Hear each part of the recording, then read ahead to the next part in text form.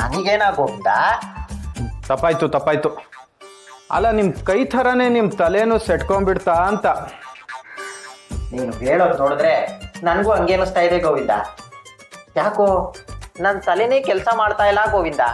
ನಿಮ್ಮ ನಂಬಿಕೆಗಳೆಲ್ಲ ಬುಡಮೇಲಾಗ್ತಾ ಇದೆಯಲ್ಲ ಆಚಾರ್ಯರೇ. ಹೌದು ಭಟ್ರೆ, ನನಗೆ ತಲೆನೂ ಗೊತ್ತಾಗ್ತಾ ಇಲ್ಲ, ಬುಡನೂ ಗೊತ್ತಾಗ್ತಾ ಇಲ್ಲ. ಅಲ್ಲ, ನನಗೆ ನಾರಾಯಣಾಚಾರ್ಯರ ಮನಸ್ಸಲ್ಲಿರೋದನ್ನೇ ಅರ್ಥ ಮಾಡ್ಕೊಳಕ್ಕಾಗ್ಲಿಲ್ಲ.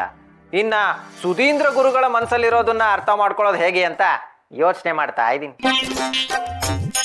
ಹಂಗಂದ್ರೆ ಸದ್ಯಕ್ಕೆ ನಿಮ್ಮ ತಲೆ ಖಾಲಿ ಅಂತಾಯ್ತು. ಅಲ್ಲ ಗೋವಿಂದ, ಈ ನಾರಾಯಣಾಚಾರ್ಯರು ಸನ್ಯಾಸತ್ವ ಸ್ವೀಕಾರ ಮಾಡಿದ್ಮೇಲೆ ಮಠದಲ್ಲಿ ಭಕ್ಷ್ಯ ಭೋಜನಗಳನ್ನೆಲ್ಲ ತಿನ್ಕೊಂಡು ಸುಖವಾಗಿ ಇರೋದು ಬಿಟ್ಟು ಈ ಉರಿ ಬಿಸಿಲಲ್ಲಿ ಪ್ರವಾಸ ಹೊರಟ್ಬಿಟ್ರಲ್ಲ. ಅಲ್ಲ, ಇದ್ರ ಬಗ್ಗೆ ಇಬ್ರು ಗುರುಗಳು ಮೊದಲೇ ಮಾತಾಡ್ಕೊಂಡಿದ್ರ ಅಂತ. ಅವ್ರಿದ್ದಿದ್ರೆ ನನಗೆ ಒಂದು ದೊಡ್ಡ ಶಕ್ತಿ ಇದ್ದಾಗಿರ್ತಾ ಇದ್ರು. ಆಚಾರ್ಯರೇ, ನೀವಿನ್ನು ಗುರುಗಳನ್ನ ನಂಬ್ಕೊಳ್ಳೋದ್ರಿಂದ ಏನೂ ಪ್ರಯೋಜನ ಇಲ್ಲ. ಅಷ್ಟೊಂದು ನಿರಾಶೆ ಬೇಡ ಗೋವಿಂದ. ಅವರು ಸನ್ಯಾಸತ್ವ ಸ್ವೀಕಾರ ಮಾಡಿರೋ ಹುಮ್ಮಸ್ಸಲ್ಲಿ ಪ್ರವಾಸ ಹೊರಟಿದ್ದಾರೆ.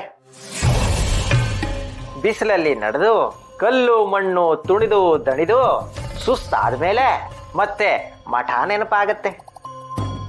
ಆಗ ಬಂದೇ ಬರ್ತಾರೆ. ಆಗ ನನ್ನ ಕನಸು ನನಸಾಗೇ ಆಗುತ್ತೆ. ಆದ್ರೆ ಹೊರಡೋ ಮೊದಲು ಗುರುಗಳ ಹತ್ರ ಮಾತಾಡಿ ಮಠದ ಪಾರೂ ಪತ್ತೇದಾರಿಕೆಯನ್ನ ನನಗೇ ಕೊಡಿಸಿ ಹೋಗಿದ್ರೆ ಚೆನ್ನಾಗಿರ್ತಾ ಇತ್ತು.